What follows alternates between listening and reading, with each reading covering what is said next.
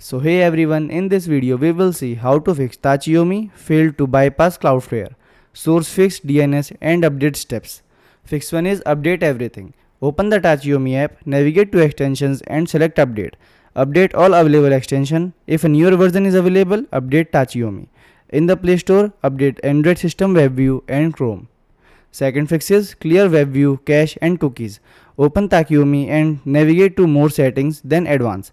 Select the option to clear cookies. Choose to clear WebView data, then restart the app to apply changes.